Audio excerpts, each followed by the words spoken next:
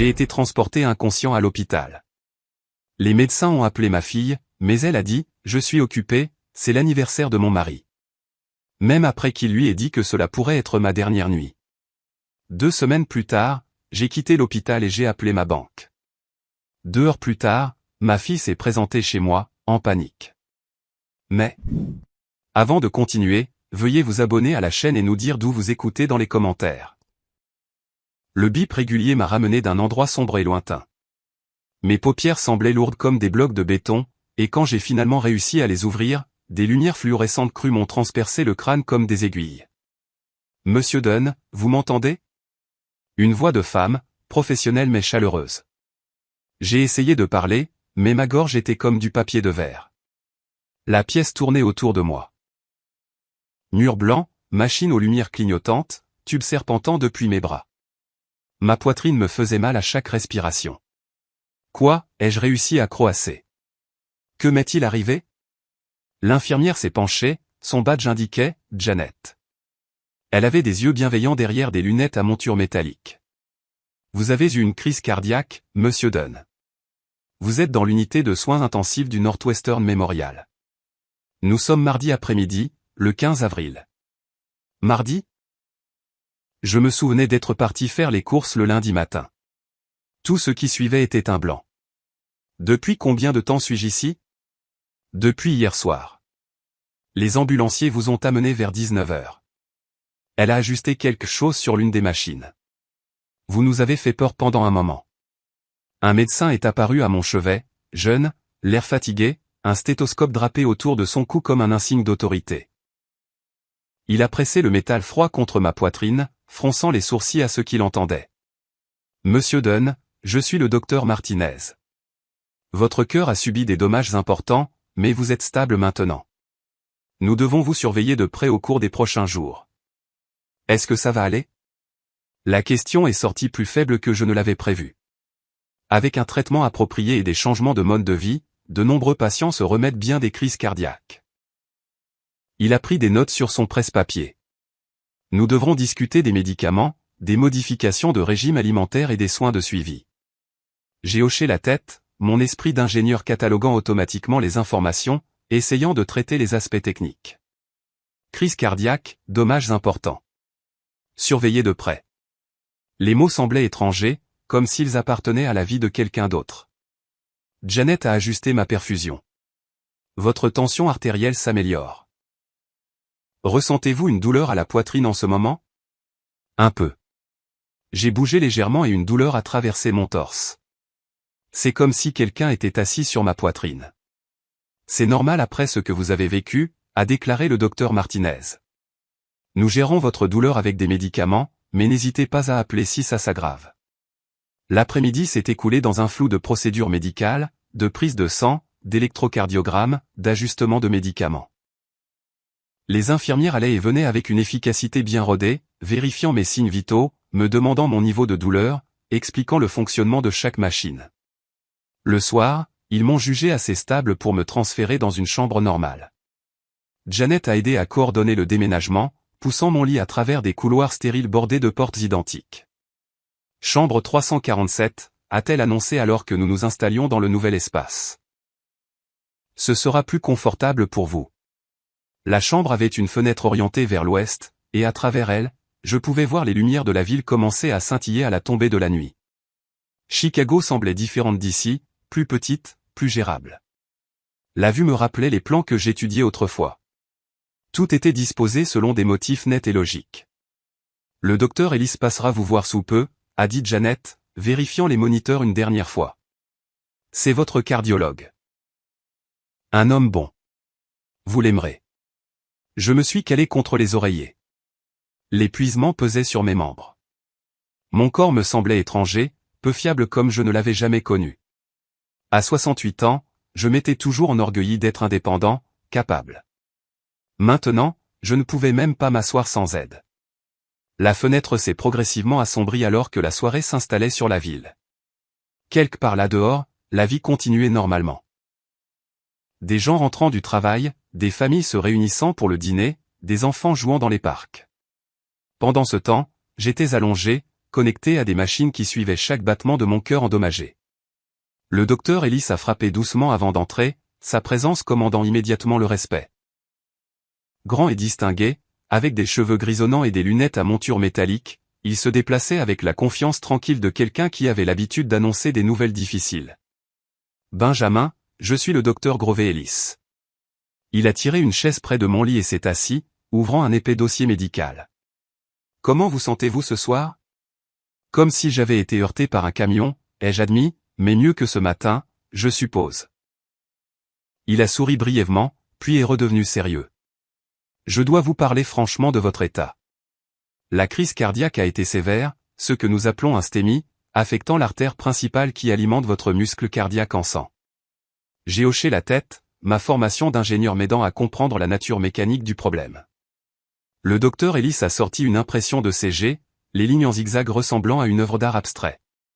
Vous voyez cette section ici ?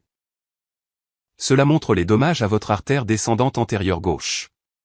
Nous avons réussi à l'ouvrir avec des médicaments d'urgence, mais vous avez perdu environ 20% de votre muscle cardiaque. Qu'est-ce que cela signifie pour mon avenir ? Avec un traitement approprié, de nombreux patients vivent pleinement après des crises cardiaques comme la vôtre. Mais je ne vous mentirai pas. C'était très critique pendant plusieurs heures. Il s'est légèrement penché en avant. Benjamin, je dois vous demander quelque chose. Avez-vous de la famille que nous devrions contacter ? Des contacts d'urgence ? Ma poitrine s'est serrée, sans que je puisse dire si c'était émotionnel ou physique. Ma fille, Agnès. Elle vit à Lincoln Park avec son mari. Le docteur Ellis a consulté ses notes. J'ai en fait essayé de l'appeler hier quand vous avez été admis. La situation était critique et nous pensions que vous ne passeriez peut-être pas la nuit. Quelque chose dans son ton a fait se nouer mon estomac. Vous lui avez parlé ? Oui. Il a hésité, clairement mal à l'aise. Benjamin, je pratique la cardiologie depuis 25 ans. J'ai passé des milliers d'appels comme celui-ci à des membres de la famille. Habituellement, quand je dis à quelqu'un que son père a eu une crise cardiaque massive et pourrait ne pas survivre à la nuit. Qu'est-ce qu'elle a dit ? Ma voix était à peine plus qu'un murmure. Le docteur Ellis a baissé les yeux sur ses mains. Puis il m'a regardé avec une compassion sincère. Elle a dit qu'elle était occupée, que c'était l'anniversaire de son mari et qu'elle ne pouvait pas quitter la fête. Les mots m'ont frappé comme un coup physique. J'ai senti mon moniteur de fréquence cardiaque biper plus vite alors que mon pouce accélérait. Même quand vous lui avez dit que ce serait peut-être ma dernière nuit. Malheureusement, oui. Sa voix était douce mais claire. J'ai expliqué la gravité. Je lui ai dit que vous la demandiez. Elle a dit qu'elle essaierait de passer cette semaine si son emploi du temps le permettait. J'ai fixé le plafond, digérant cette information. La fille que j'avais élevée, éduquée, soutenue à travers chaque crise de sa vie d'adulte, ne pouvait pas prendre la peine de quitter une fête d'anniversaire alors que j'étais en train de mourir. Je suis vraiment désolé de devoir vous dire cela, a poursuivi le docteur Ellis. J'ai hésité à le partager, mais je crois que les patients ont le droit de connaître la réaction de leur famille aux urgences médicales. Non, vous avez eu raison de me le dire. Ma voix semblait creuse, même à mes propres oreilles. J'avais besoin de savoir. Il est resté quelques minutes de plus, expliquant les horaires des médicaments et les attentes en matière de rétablissement, mais je l'entendais à peine. Mon esprit ne cessait de rejouer ces mots. Elle était occupée. L'anniversaire de son mari ne pouvait pas quitter la fête. Je passerai vous voir demain matin, a dit le docteur Ellis en se levant. Essayez de vous reposer. Votre corps a besoin de temps pour guérir. Après son départ, la pièce semblait incroyablement silencieuse, à l'exception du bip régulier de mon moniteur cardiaque. À travers la fenêtre, les lumières de Chicago s'étendaient à l'infini, chacune représentant la vie de quelqu'un, les priorités de quelqu'un. Agnès avait clairement défini les siennes. La porte s'est refermée, me laissant seul avec la vérité dévastatrice. Je me suis tourné dans mon lit, essayant de trouver une position confortable, mais la douleur dans ma poitrine n'avait plus rien à voir avec la crise cardiaque. Elle était occupée. C'était l'anniversaire de son mari. J'ai regardé les lumières de la ville à travers ma fenêtre. Chaque ampoule scintillante était un rappel de toutes les familles normales là-dehors. Des familles où les filles se précipitent au chevet de leur père mourant. Peut-être que le docteur Ellis avait mal compris. Peut-être qu'Agnès n'avait pas saisi la gravité de la situation. Je la connaissais. Elle pouvait être tête en l'air, concentrée sur son propre monde. Mais sûrement, face à la mortalité de son père, mais au fond de moi, je savais que c'était faux. Ce n'était pas la première fois qu'Agnès faisait passer sa commodité avant mes besoins. C'était juste la plus brutale. Mon esprit a dérivé vers l'université Northwestern, il y a 23 ans. Agnès, les yeux brillants et déterminée à étudier le commerce, debout dans ma cuisine avec des lettres d'acceptation étalées sur la table. Papa, j'ai été accepté à Northwestern. Tu y crois? Je pouvais y croire. Je l'avais aidé pour chaque dossier, chaque dissertation. Ce que je ne pouvais pas croire, c'était la facture des frais de scolarité, 40 000 $. Mon salaire d'ingénieur était décent. Mais ce montant signifierait faire des heures supplémentaires pendant des années, sauter les vacances, reporter mes propres rêves de retraite. Mais en voyant son visage ce jour-là, si plein d'espoir et d'ambition, comment aurais-je pu dire non? J'ai travaillé 60 heures par semaine pendant 4 ans. Les week-ends au cabinet de conseil, les jours fériés passés sur des revues de projets. Mon dos me faisait constamment mal à force de me pencher sur des plans, et je vivais de café et de détermination. Agnès a obtenu son diplôme avec la mention magna cum laude. J'étais si fier. Puis est venu le mariage. Martin Harper, un entrepreneur beau parleur avec de grands rêves et des dettes encore plus grandes. Je ne lui ai pas fait confiance dès le début, mais Agnès était amoureuse et elle voulait un mariage de conte de fées. Papa, on ne se marie qu'une fois. Je veux que ce soit parfait. 15 000 $ pour une seule journée. Le lieu, les fleurs, le photographe, tout devait être le meilleur. J'ai vidé mon fonds de vacances, emprunté sur ma pension, fait des quarts de travail supplémentaires jusqu'à ce que mes mains tremblent d'épuisement. Le mariage a duré 2 ans avant qu'ils ne se séparent. Puis ils se sont remis ensemble, puis se sont de nouveau séparés. À travers chaque crise, chaque réconciliation, chaque nouvelle entreprise de Martin qui échouait, j'étais là avec mon chéquier.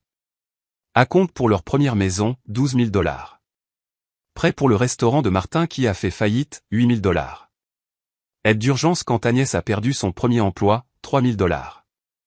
Réparation de voiture quand leur BMW est tombé en panne, 1 500 $. J'avais gardé une trace mentale au fil des ans, comme les ingénieurs gardent une trace des calculs de charge. Les chiffres étaient stupéfiants, plus de 100 000 $, sans compter les innombrables week-ends passés à les aider à déménager, les cadeaux d'anniversaire, les cadeaux de Noël qui mettaient mon budget à rude épreuve chaque année. Et la nuit dernière, alors que je gisais mourant dans cet hôpital, Agnès ne pouvait pas quitter une fête. Je me suis tourné sur le côté, ignorant la traction des tubes de perfusion, et j'ai regardé la ligne d'horizon de Chicago. Quelque part là-bas, dans leur condo de Lincoln Park que je les avais aidés à s'offrir, Agnès et Martin riaient probablement avec des amis, buvaient du vin cher, célébrant une autre année de la vie sans valeur de Martin. Elle essaierait de passer, cette semaine si son emploi du temps le permettait, comme si j'étais un rendez-vous chez le dentiste qu'elle pouvait reporter. La colère a monté lentement, commençant comme un nœud chaud dans mon estomac et se propageant vers le haut jusqu'à ce que ma poitrine brûle de quelque chose qui n'avait rien à voir avec des dommages cardiaques. Pendant 68 ans, j'avais été le responsable, le fiable, celui qui se sacrifiait pour que les autres puissent réussir. Qu'est-ce que cela m'avait apporté? Une fille qui accordait plus de valeur à l'organisation d'une fête qu'à la vie de son père. Un gendre qui n'avait jamais travaillé un jour honnêtement, mais qui vivait comme un roi grâce à ma générosité. Une chambre d'hôpital solitaire où je traitais les mathématiques brutales de l'amour inconditionnel. J'avais tout donné à Agnès. Il était maintenant temps de voir ce qu'elle ferait quand ce tout serait en jeu. Mon moniteur cardiaque bipait régulièrement dans l'obscurité. Chaque pulsation était un rappel que j'étais toujours en vie, toujours capable de prendre des décisions concernant ma vie et mon héritage. Agnès pensait qu'elle pouvait m'ignorer, me prendre pour acquis, me traiter comme un inconvénient. Elle était sur le point d'apprendre à quel point elle avait tort. La lumière du matin filtrait à travers la fenêtre de mon hôpital alors que j'avalais la série de pilules que l'infirmière Janet avait alignées sur ma table de chevet. 3 jours s'étaient écoulés depuis que le docteur Ellis m'avait annoncé sa nouvelle dévastatrice. Et pendant que mon cœur guérissait, quelque chose d'autre en moi se cristallisait. C'est l'heure de votre promenade, Monsieur Dunn, a annoncé Rita, la kinésithérapeute. Son attitude joyeuse contrastait avec mon humeur, mais j'ai obéi. Nous avons marché dans le couloir, mes jambes encore chancelantes mais plus fortes que la veille. L'aile de cardiologie bourdonnait de conversations feutrées et de bips de machine. Dans la chambre 352, j'ai remarqué un homme âgé assis seul, fixant un arrangement floral fané. « Bonjour », ai-je dit en m'arrêtant à sa porte. Il a levé des yeux fatigués. « Bonjour. Vous êtes l'ingénieur de la 347, n'est-ce pas ? Je suis Harold. Benjamin. » Je me suis appuyé contre le cadre de la porte, reconnaissant pour le repos. « Vous semblez troublé. » Le rire d'Harold n'avait aucune once d'humour. « Mon fils a vidé mon compte d'épargne pendant que j'étais ici. 35 000 $. Il a dit qu'il en avait besoin pour son entreprise. » Il a fait un geste vers les fleurs mourantes. Celles-ci sont arrivées avec une carte disant qu'il était désolé. Aucune visite, aucun appel téléphonique, juste désolé. Les mots m'ont frappé comme un coup physique. Voici un autre père, une autre trahison. La famille, a poursuivi amèrement Harold. Ils pensent que nous leur pardonnerons toujours parce que nous sommes leurs parents. Je suis retourné dans ma chambre, profondément troublé. Cet après-midi-là, j'ai passé mon premier appel téléphonique. Service clientèle de la Chase Bank. Ici Michel. Ici Benjamin Dunn. J'ai besoin d'informations sur la révocation d'une procuration sur mes comptes. Je vais devoir d'abord vérifier votre identité, monsieur Dunn. Après les questions habituelles, elle a continué.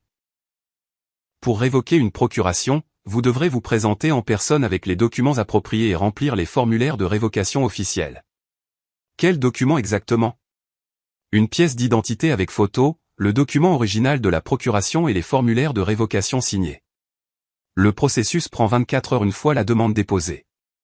Je l'ai remercié et j'ai raccroché, mon esprit tournant à plein régime. Agnès avait une procuration sur mes comptes, quelque chose que je lui avais accordé il y a 2 ans quand j'avais eu une pneumonie et que j'avais besoin d'aide pour gérer mes factures. À l'époque, cela semblait pratique. Maintenant, j'avais l'impression de lui avoir tendu une arme chargée.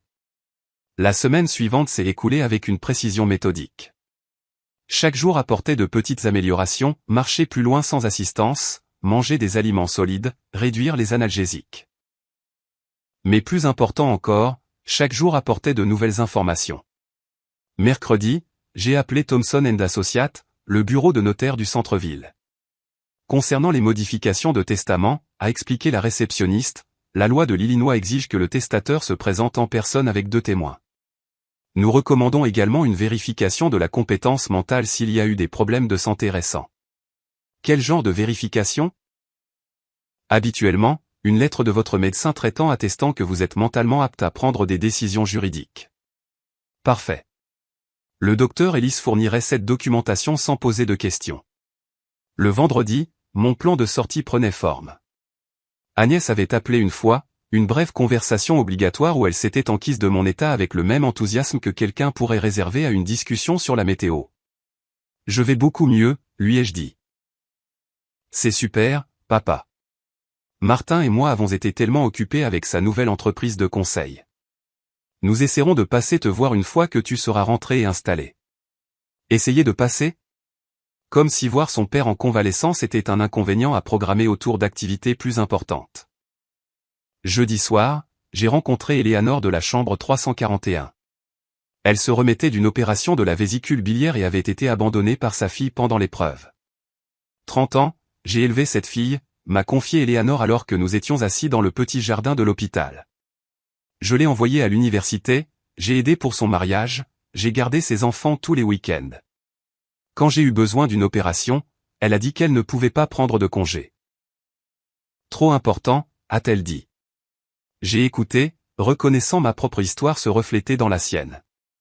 Nous étions une génération de parents qui avaient tout donné, pour découvrir que nos enfants avaient appris à prendre, mais jamais à donner en retour. Que ferez-vous ? Ai-je demandé. Les yeux d'Eleanor se sont durcis. Changer mon testament. Chaque centime ira au refuge pour animaux maintenant. Au moins, les chiens sont loyaux.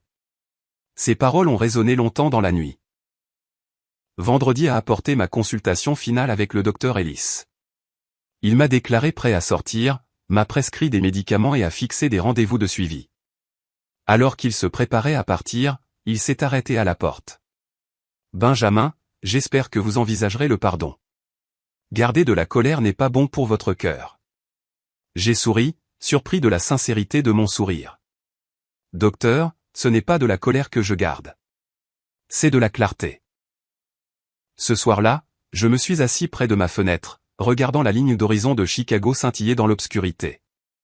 Quelque part là-bas, Agnès et Martin menaient leur vie confortable, soutenus par des décennies de mes sacrifices et complètement indifférents à mon expérience de mort imminente. Demain, je rentrerai chez moi. Demain, je commencerai à reprendre le contrôle de ma vie. La procuration serait révoquée. Le testament serait changé. Et Agnès apprendrait que prendre son père pour acquis avait des conséquences qu'elle n'avait jamais imaginées. Je ne cherchais pas la vengeance. Je cherchais la justice. Il y a une différence, et un ingénieur comprend la précision requise pour les deux.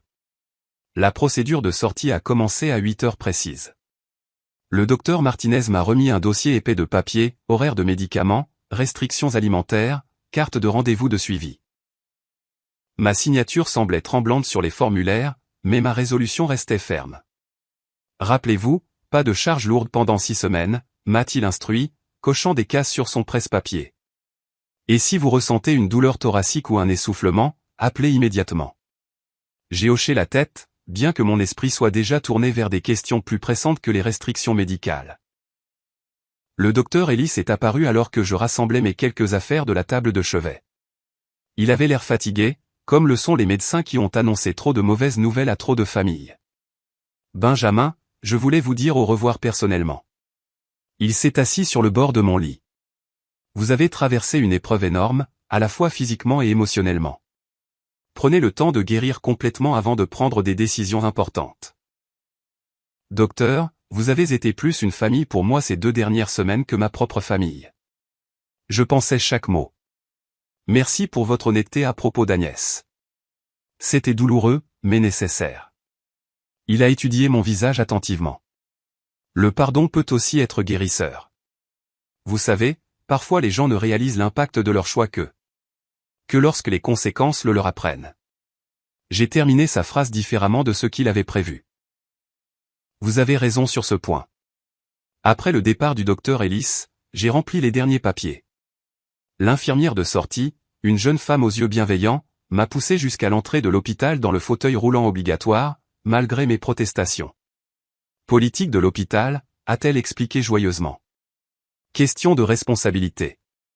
L'air matinal d'avril m'a frappé comme une révélation. 2 semaines d'air recyclé de l'hôpital m'avaient fait oublier à quel point l'air réel pouvait être vivant. Chicago s'étendait devant moi, animé par des gens qui avaient des familles qui se souciaient de savoir s'ils vivaient ou mouraient. J'ai pris mon téléphone avec des doigts qui tremblaient légèrement. Que ce soit par faiblesse ou par anticipation, je ne saurais le dire. Service clientèle de la Chase Bank. Ici Benjamin Dunn.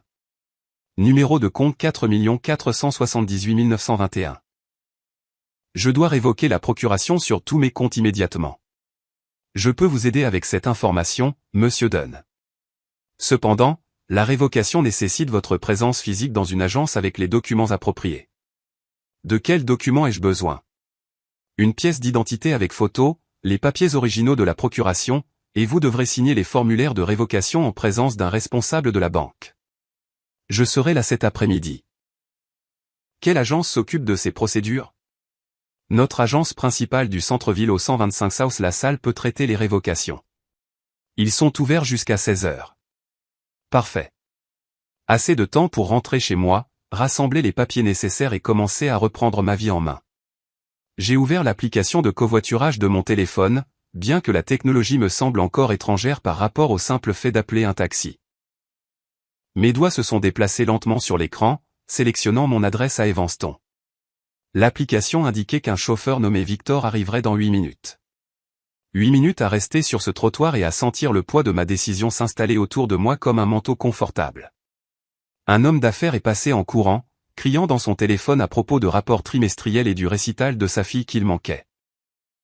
Une jeune mère poussait une poussette tout en jonglant avec un autre appel téléphonique concernant les horaires de la garderie. Tout le monde avait des responsabilités, des priorités, des gens qui avaient besoin d'eux. Tout le monde sauf moi. Mais cela allait changer. Pendant 68 ans, j'avais été le fiable, le pourvoyeur, le filet de sécurité pour les rêves et les échecs de tous les autres. J'avais fait des heures supplémentaires pour payer les études d'Agnès, vider mes économies pour son mariage, sacrifier la sécurité de ma retraite pour les entreprises ratées de son mari, et quand je gisais mourant, elle n'avait pas pu quitter une fête. Mon téléphone a vibré. Votre chauffeur, Victor, arrive dans une Honda Accord blanche. J'ai regardé la voiture s'arrêter au bord du trottoir, son chauffeur, un homme d'âge mûr aux tempes grisonnantes, sortant pour m'aider avec mon petit sac d'hôpital. Il était temps de rentrer à la maison. Temps de récupérer ses documents de procuration. Temps de se rendre à la Chase Bank et de commencer le processus de reprise de contrôle de ma vie financière. Agnès pensait qu'elle pouvait m'ignorer, me prendre pour acquis, me traiter comme un inconvénient. Elle était sur le point de découvrir à quel point cette hypothèse s'avérerait coûteuse.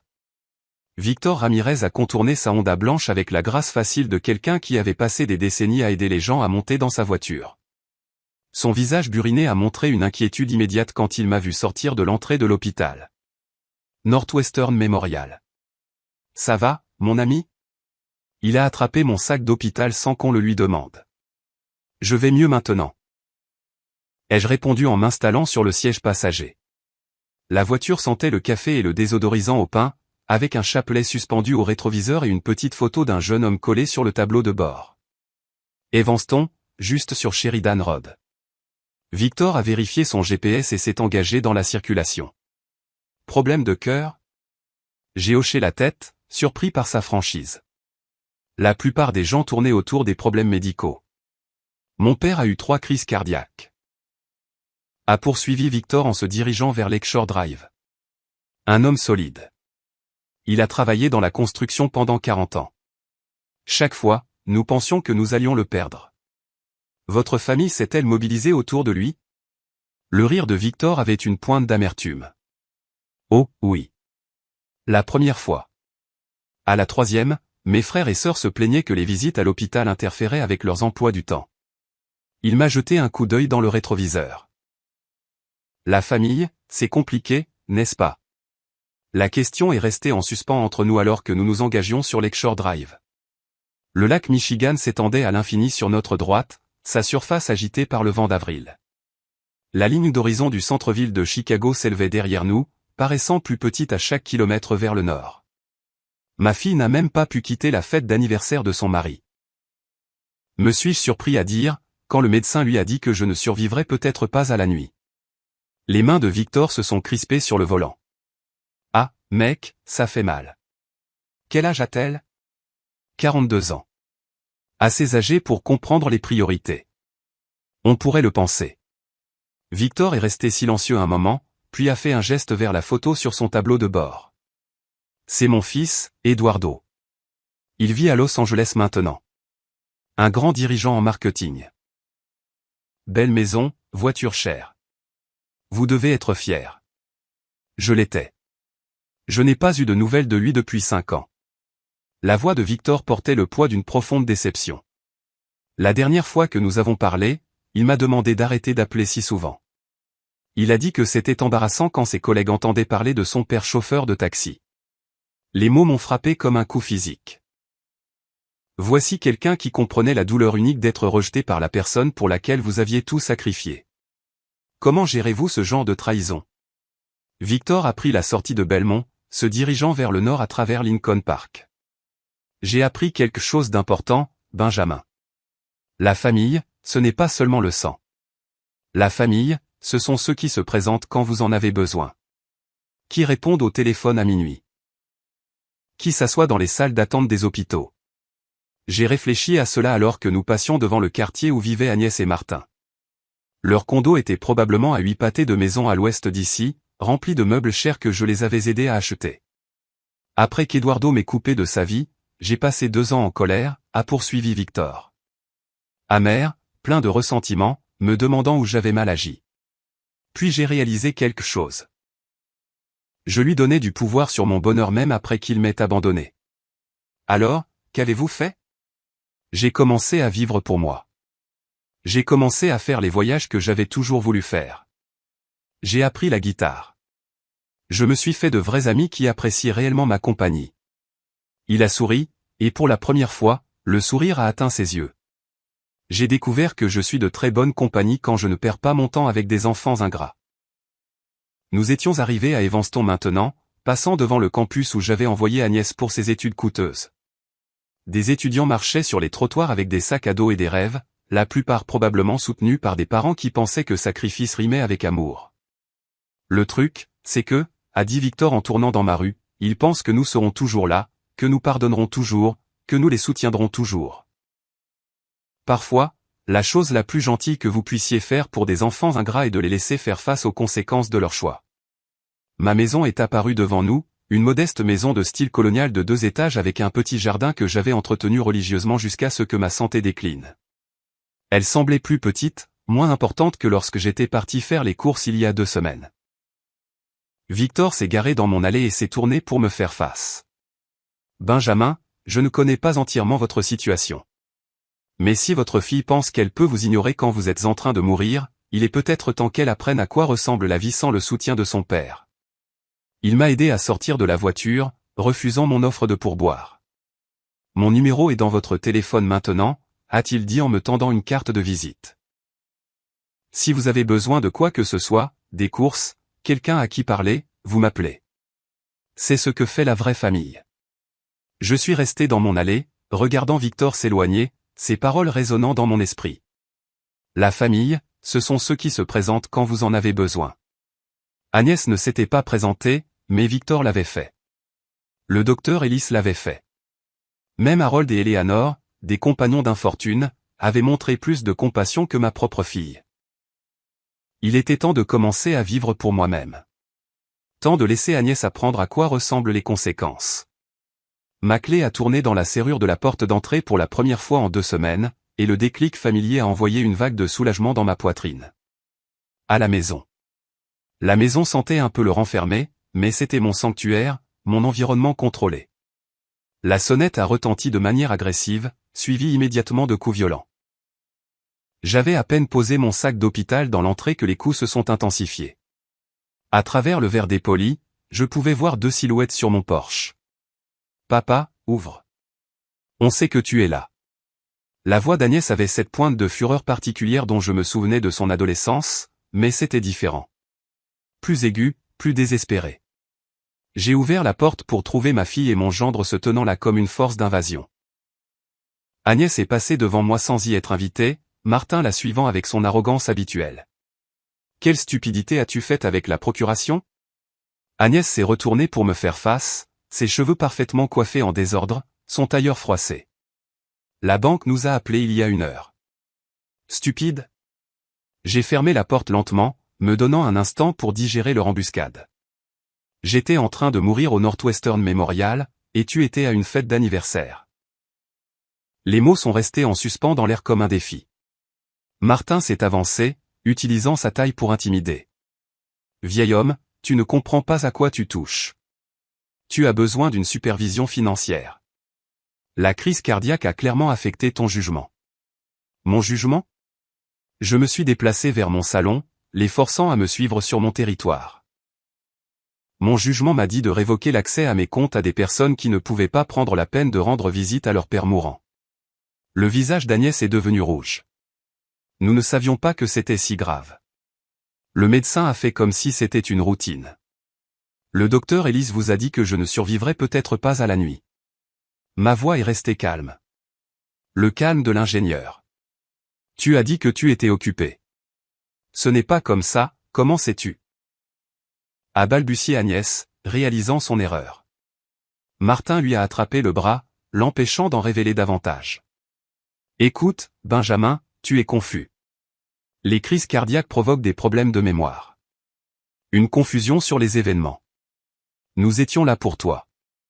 Je me suis assis dans mon fauteuil préféré, celui que je m'étais acheté après avoir fait des heures supplémentaires pour payer le mariage d'Agnès. Vous me mentez en face dans mon propre salon. Papa, tu es manipulé par le personnel de l'hôpital. La voix d'Agnès a pris ce ton pleurnichard qu'elle utilisait enfant quand elle était prise en faute. Ils t'ont probablement rempli la tête d'histoires pour te mettre en colère contre nous. Sortez. Les mots sont sortis doucement mais de manière absolue. Le visage de Martin s'est assombri. Tu ne peux pas simplement nous mettre dehors. Nous sommes de la famille. Nous avons des droits. C'est ma maison. Vous n'avez aucun droit ici. Je me suis levé, surpris de ma propre stabilité. Vous êtes en violation de propriété. Agnès s'est placée entre Martin et moi, son masque de femme d'affaires se fissurant. Papa, s'il te plaît, discutons rationnellement. Tu fais une énorme erreur qui nous affecte tous. La seule erreur que j'ai faite a été de te confier l'accès à mes économies. Les mains de Martin se sont serrées en poing. Vieil ingrat. Nous nous sommes sacrifiés pour toi.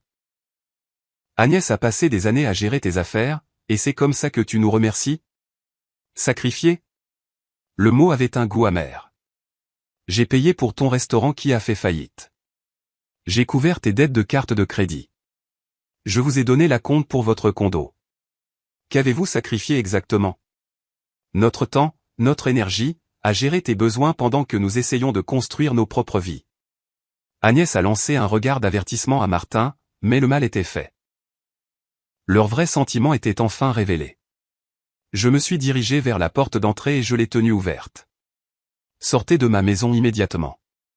Ce n'est pas fini, papa. Le masque d'Agnès était complètement tombé, révélant quelque chose de froid et de calculateur en dessous. Nous allons contester ça. Nous prouverons que tu n'es pas compétent pour prendre ces décisions. Martin s'est penché près de moi en passant, sa voix baissant à un murmure menaçant. Tu n'as aucune idée de ce que tu as commencé, vieil homme. Ils sont partis, claquant la porte assez fort pour faire trembler les fenêtres. Je suis resté là un long moment, écoutant les portières de leur voiture claquer et leur moteur rugir alors qu'ils s'éloignaient à toute vitesse. Dans le silence soudain, j'aurais pu entendre mon moniteur cardiaque biper rapidement si je l'avais encore porté. J'ai tourné le pêne dormant avec des doigts tremblants, le clic métallique résonnant dans ma maison soudainement silencieuse. Le silence semblait profond après leur intrusion agressive, mais pas paisible, chargé comme l'air avant un orage. En traversant mon salon, j'ai redressé le coussin qu'Agnès avait bousculé en gesticulant sauvagement pendant sa tirade. Une si petite chose, mais dans mon monde ordonné, cela ressemblait à une preuve de violation. Nous prouverons que tu n'es pas compétent pour prendre ces décisions. La menace de départ d'Agnès résonnait dans mon esprit alors que je me dirigeais vers la cuisine, mes jambes encore instables après la confrontation et la longue matinée. J'ai rempli ma bouilloire d'eau, le rituel familier aidant à calmer mes nerfs. Le thé avait toujours été ma boisson de réflexion. En attendant que l'eau bouille, j'ai analysé ce qui venait de se passer. Ils étaient venus directement de la banque pour me confronter. Aucun appel téléphonique, aucune tentative de conversation civile, juste des exigences et des menaces dans ma propre maison. L'agressivité de Martin avait été particulièrement révélatrice. La façon dont il m'avait appelé, vieil homme, utilisé sa taille pour m'intimider, m'avait menacé dans mon propre salon. Ce n'était pas du chagrin ou de la confusion à propos de l'annulation de la procuration. C'était du désespoir. La bouilloire a sifflé et j'ai versé l'eau sur des feuilles d'Earl Grey, regardant la couleur ambrée se répandre dans la tasse. Mes mains étaient plus stables maintenant. J'ai porté mon thé à la fenêtre du salon qui donnait sur la rue. La BMW d'Agnès était partie, mais je pouvais encore sentir l'écho de leur présence. De la même manière que l'on peut sentir que quelqu'un a été dans votre maison même après son départ. Nous avons des droits. Nous allons contester ça. Martin avait révélé plus qu'il ne l'avait prévu. Ils n'étaient pas seulement contrariés de perdre l'accès financier. Ils étaient paniqués, ce qui suggérait qu'ils dépendaient de mon argent plus que je ne l'avais réalisé. Je me suis installé dans mon fauteuil de lecture, celui que j'avais positionné parfaitement pour capter la lumière de l'après-midi. D'ici, je pouvais voir Madame Rodriguez s'occuper de son jardin à côté, le facteur faire sa tournée, la vie de banlieue normale continuer comme si mon monde ne venait pas de basculer. La confrontation avait clarifié quelque chose d'important.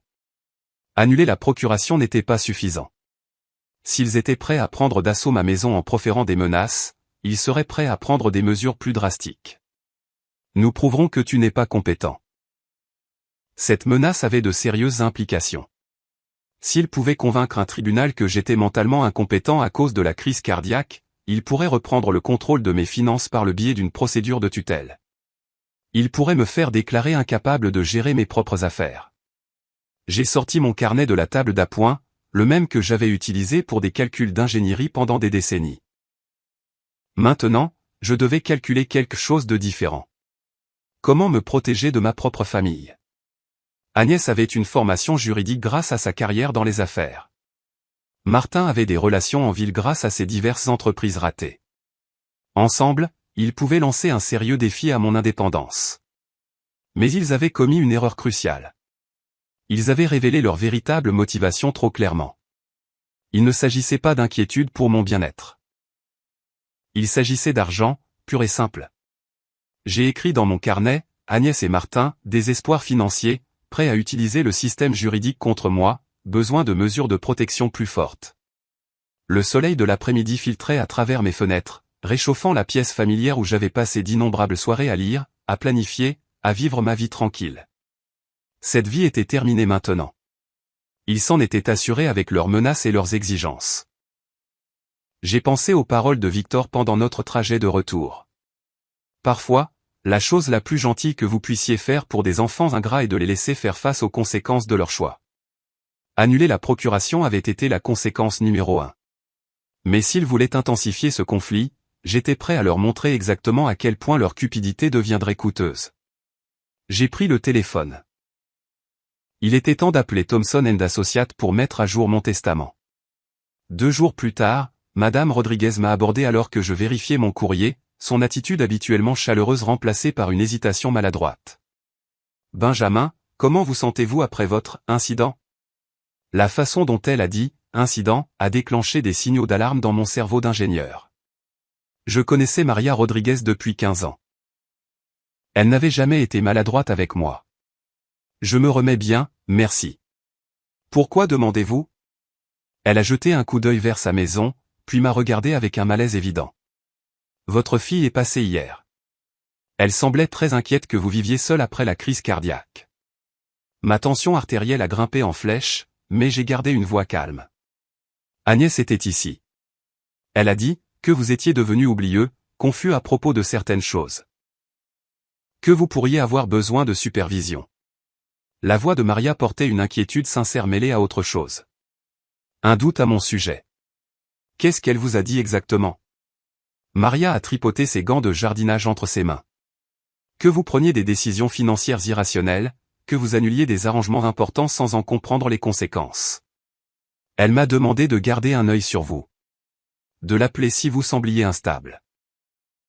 La nature systématique de leur attaque est devenue claire. Ils ne se contentaient pas de menacer d'une action en justice. Ils empoisonnaient mes relations communautaires, construisant un dossier d'incompétence en manipulant les gens qui se souciaient de moi.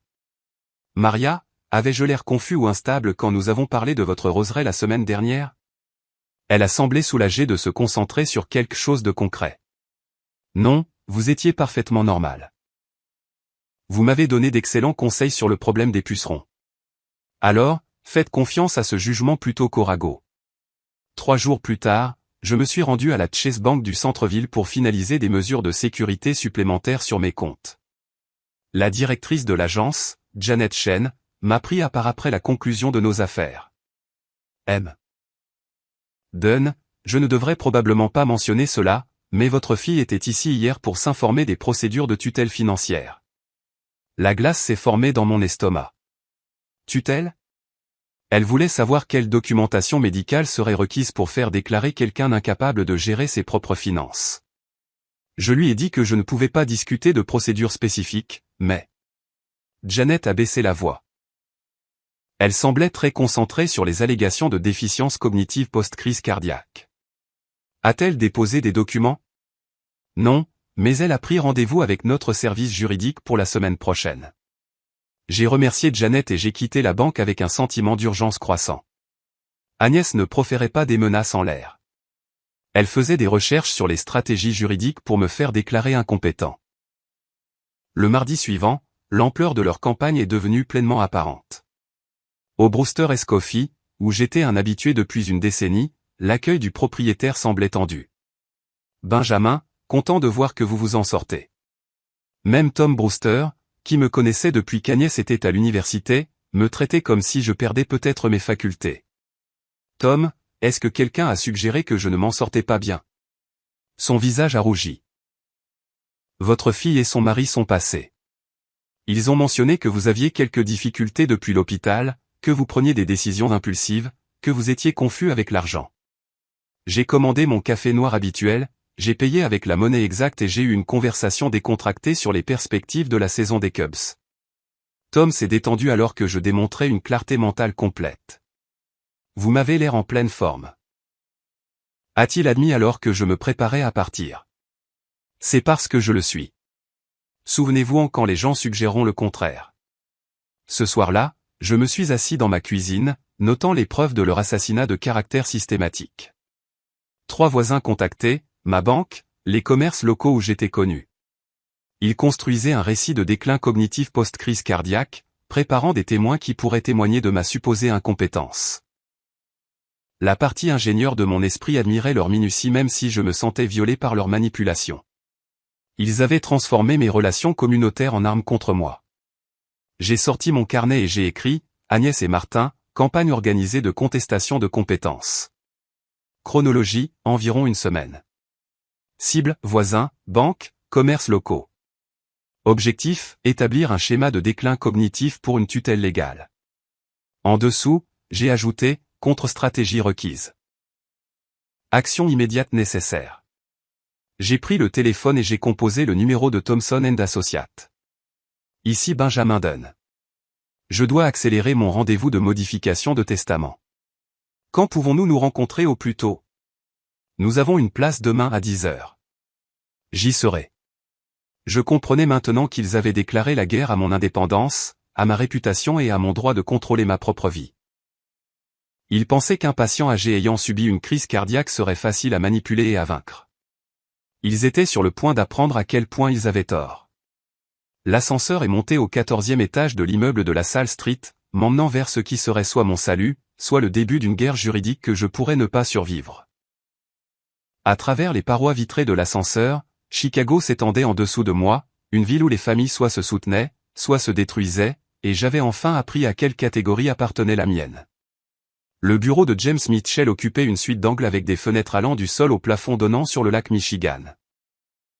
Sa réceptionniste, une femme professionnelle d'une 30aine d'années, m'a conduit à une salle de conférence où Mitchell attendait, des documents juridiques déjà étalés sur une table en acajou poli. Monsieur Dunn, veuillez vous asseoir.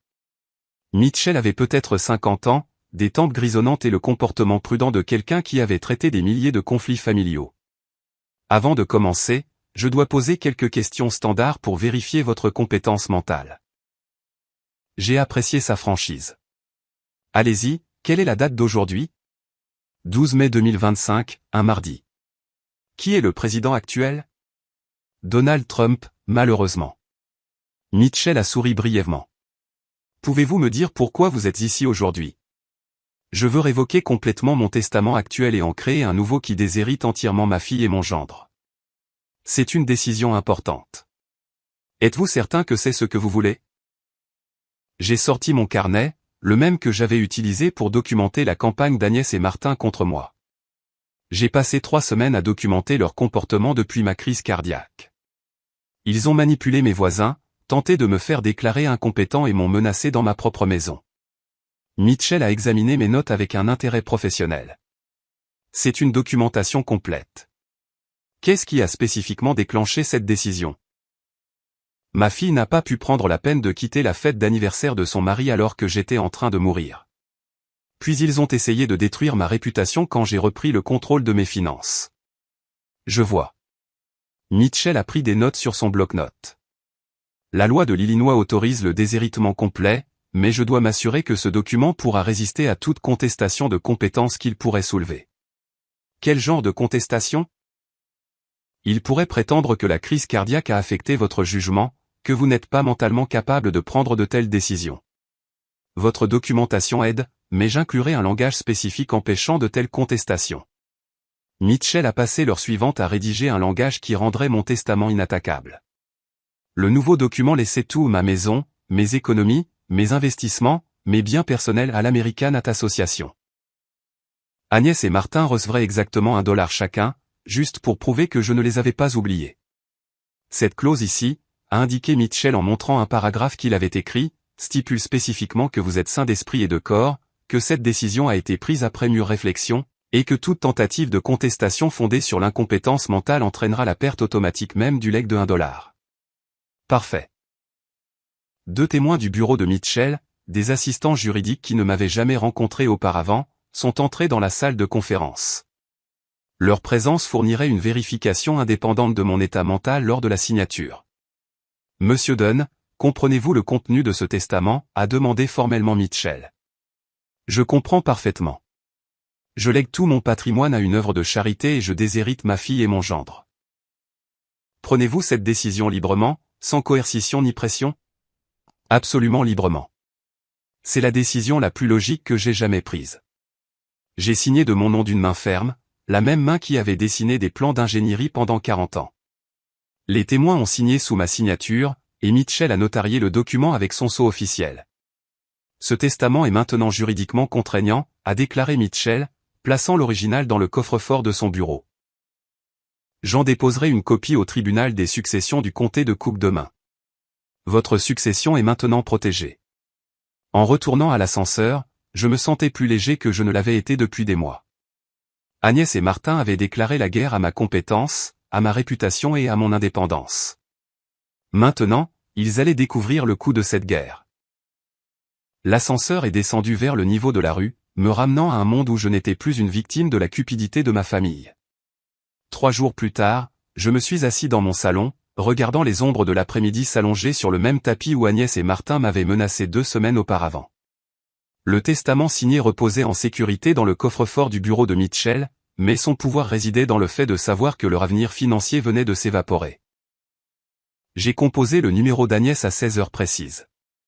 Un timing choisi pour les avoir tous les deux à la maison, leur donnant des heures pour absorber ce que j'allais leur dire. Papa. Agnès avait l'air surprise mais contente. Comment te sens-tu? Beaucoup mieux, en fait. Je t'appelle pour t'informer de quelque chose d'important. J'ai gardé une voix conversationnelle, presque décontractée. J'ai changé mon testament. Un silence s'est étiré sur la ligne pendant plusieurs battements de cœur. Changer comment? Complètement. Quand je mourrai, tu ne recevras rien. Quoi? De quoi tu parles? Sa voix a grimpé d'une octave. Rien. C'est impossible. Tout va à l'American At Association. Toi et Martin recevrez chacun exactement $1 pour prouver que je ne vous ai pas oublié. Le téléphone a fait un bruit sourd comme si elle l'avait laissé tomber. Puis j'ai entendu des chuchotements frénétiques. La voix de Martin s'est jointe à l'appel. Benjamin, tu ne peux pas être sérieux avec ces bêtises. Très sérieux, Martin. Le Nouveau Testament a été signé il y a 3 jours, avec témoins, notarié et déposé au tribunal des successions. La voix d'Agnès est revenue, tremblante maintenant. Papa, c'est insensé. Tu ne peux pas simplement. Nous devons en parler face à face. N'hésitez pas à venir. La ligne s'est coupée. Je me suis préparé une tasse de thé et je me suis réinstallé dans mon fauteuil de lecture pour attendre. Le soleil de l'après-midi peignait tout en doré, paisible, tandis que quelque part à travers la ville, Agnès et Martin passaient sans aucun doute un après-midi très différent. Ils sont arrivés en 47 minutes. Je les chronométrais. La sonnette a retenti avec la même urgence agressive qu'il y a 2 semaines, mais cette fois, je détenais tout le pouvoir. Agnès s'est précipitée devant moi dès que j'ai ouvert la porte, Martin juste derrière. Mais leur langage corporel avait complètement changé. Là où ils avaient été exigeants et menaçants, ils semblaient maintenant plus petits, désespérés.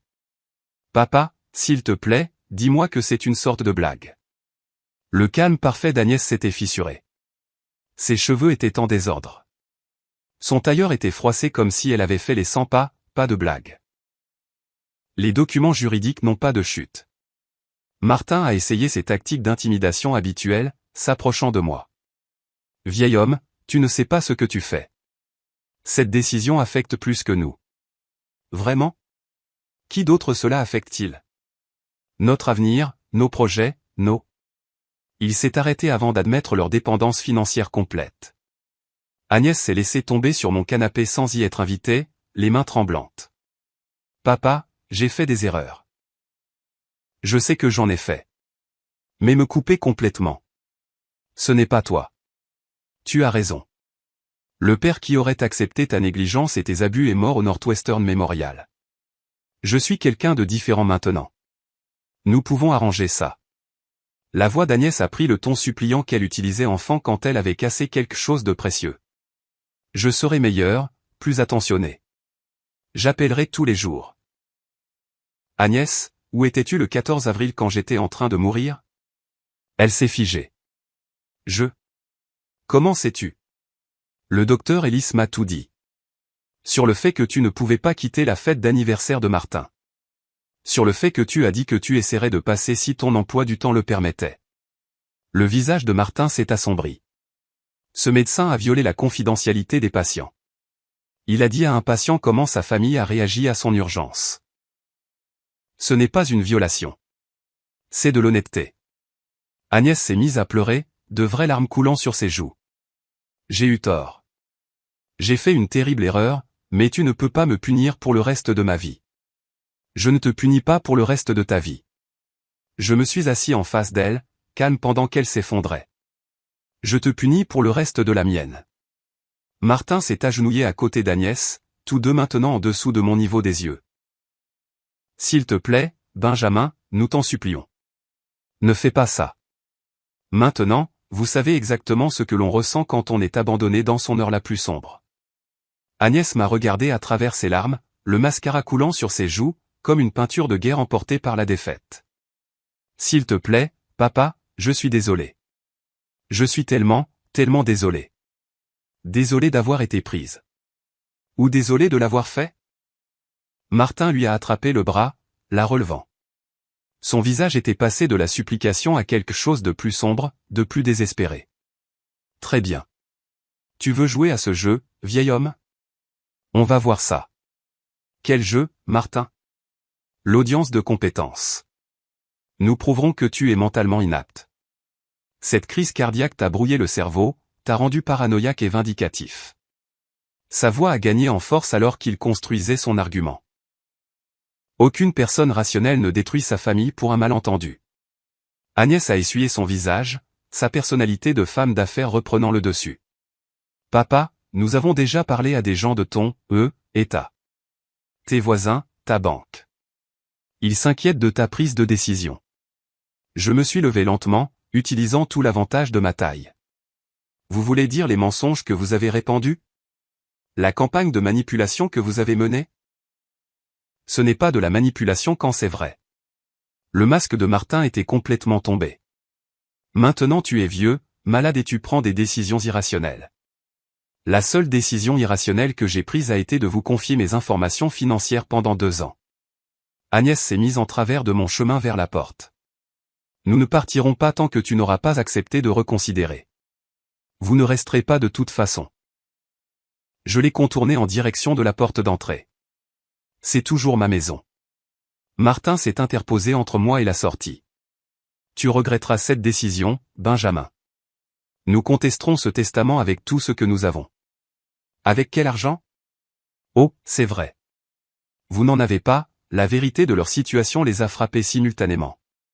Sans accès à mes comptes, sans la promesse d'un héritage, ils n'avaient aucune ressource pour des contestations judiciaires. Le visage d'Agnès est devenu pâle. Tu ne peux pas nous abandonner comme ça. Regarde-moi faire. Les mains de Martin se sont serrées en poing.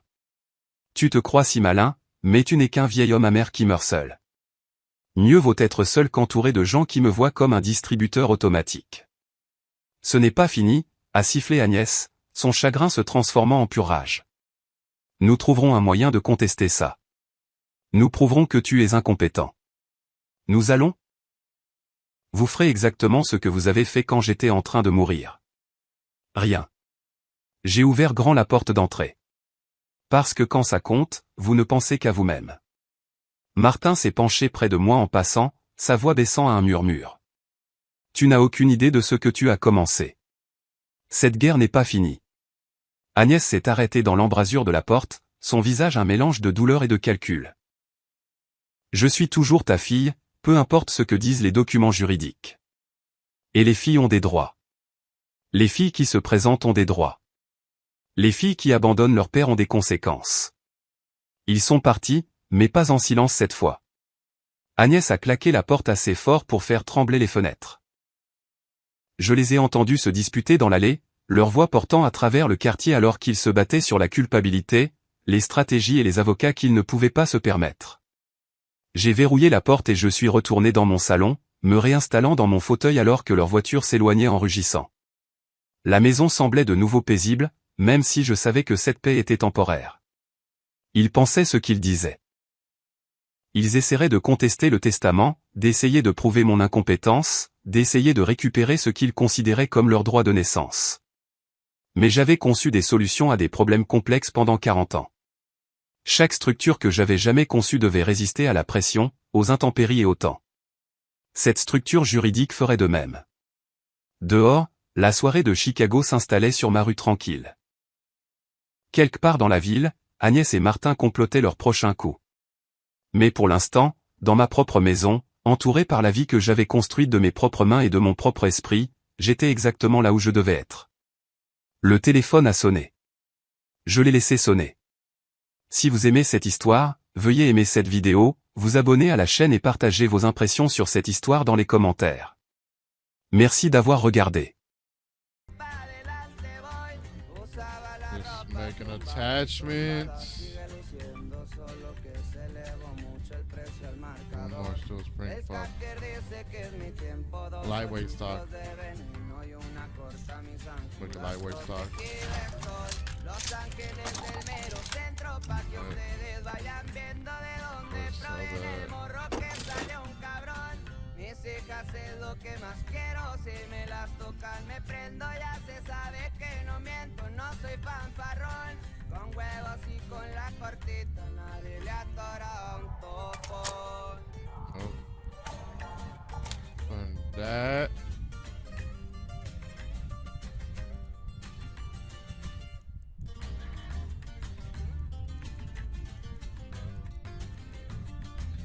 Where's the new gun?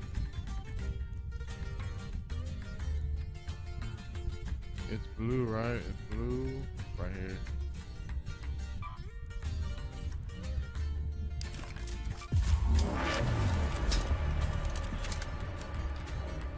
En los aires tengo mi casa mirando a todo el que pasa. De aquí arriba no se escuchan, ládrenle mejor.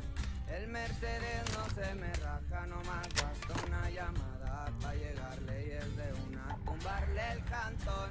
Me superé y fue de la nada, me gustó la vida cara, los diamantes, la ropita de diseñadora. De 100 si no quiero nada, la máquina pa' contar la feria porque son vergazos lo que muevo yo.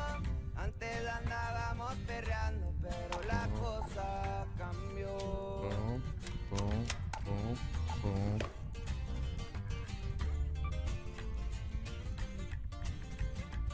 Boom, boom, boom, boom, boom, boom.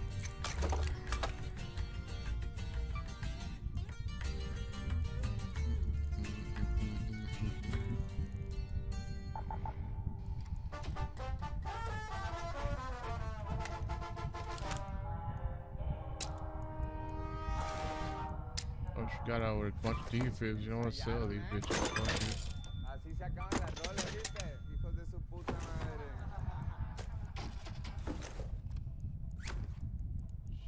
She got a lot of the hills.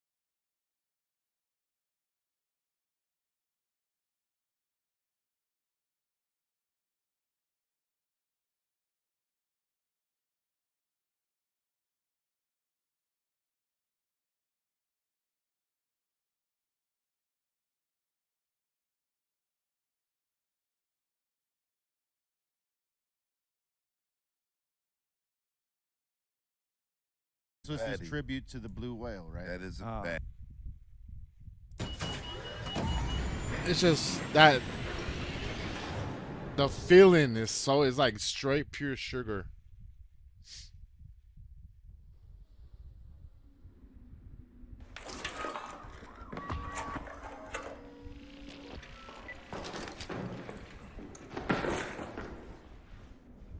Did they not give us a third? Man, I don't know. Oh man.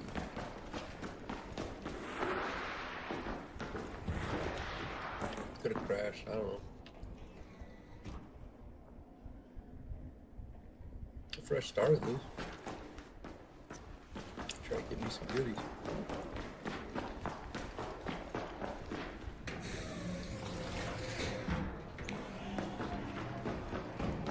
Some just do too much. It's just that feeling, man. It's too much feeling.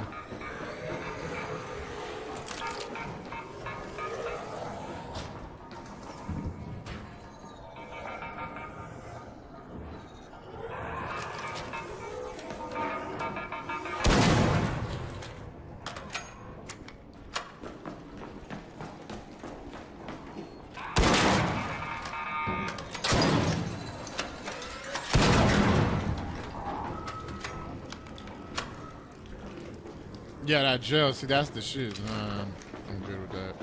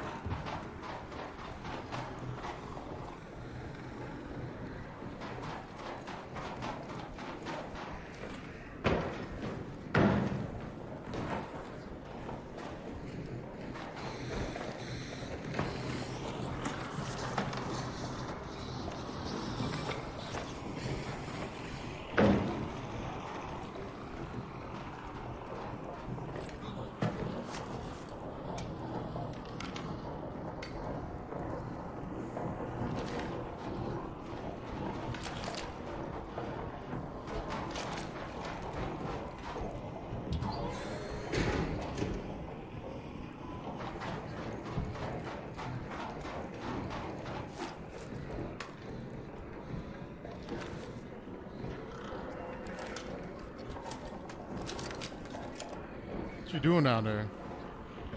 Trying to survive, I guess. Got heart chasing me around.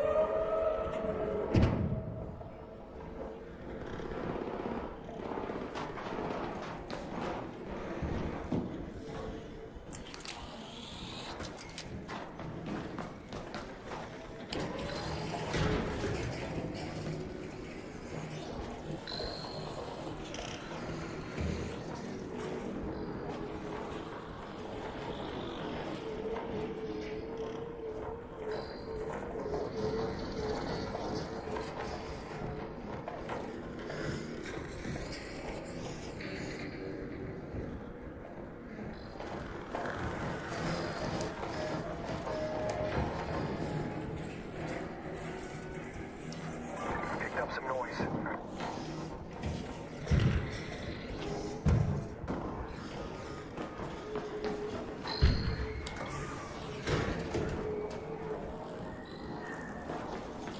You leaving? Oh my god. You gonna leave without saying nothing. You got one of those motherfuckers. This motherfucker that took off, man. You're a bitch. A bitch and a half. You're the bitch that took off. Remember that. What are you talking about? I'm going to fucking lobby. You're a fucking coward, You man. mad, bro? You're a You fucking mad coward. Because you took off on me? I took this motherfucker's garbage. He's a PvEer. PvE. You're the bitch, man. Everybody knows you took off on me. They saw it. Are you fucking idiot? Or you stupid or you dumb? You You're stupid the or you dumb? one because you can't figure out you're the one that took off on me. Yeah, okay, bud. Got a Left me scared behind, bitch. so I We said, got a scared "Fuck you, bitch. man." We got a scared bitch. Yeah, I'm a scared bitch. You got me, bud. Yep. He's over there playing in a bathroom at that. Yep, I'm not in the bathroom and I'm a scared bitch. You got me, bud.